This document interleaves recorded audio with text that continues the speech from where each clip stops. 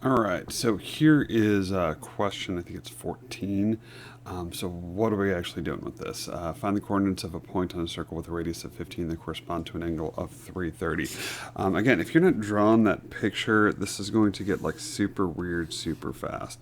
So if we look at 330 degrees, that's going around this direction. And so what we have is we have an angle that comes out about here. I just want to point out how proud I am that that actually looks straight. That's not too bad for me, and you know that. You have to admit, that's not too bad. So if we went 330 degrees, how many degrees do we have left for a reference angle? And we have a 30-degree thing, and it makes this nice little right triangle that looks like this. And yeah, that's not to scale, because that's definitely not 30 degrees, but you know, whatever. It looks almost more 45.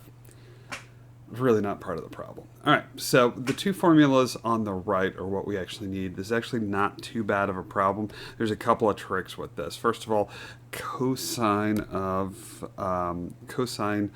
theta is equal to x over r. So what do we know on this?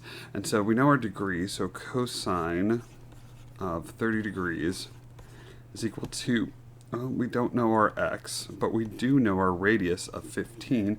And the other one that we can do real quick is we can actually set up the other one. Sine of 30 degrees is equal to y times r, which is, which over 15, which is what we know. My bad. There's one other piece of information that we actually have about this.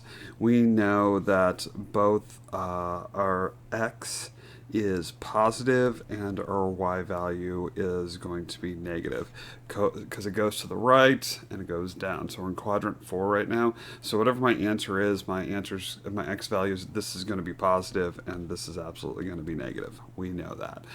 So let's kind of go through and because we're lazy, let's just pop this right into a calculator, save us some time. Give me my calculator. Where's my calculator? So, boop. All right, so I'm using Desmos Scientific Calculator. This is one of those that's just super easy to use. The big trick right here is you want to make sure that you are in degrees. If you are in radians, you're just not going to get this right.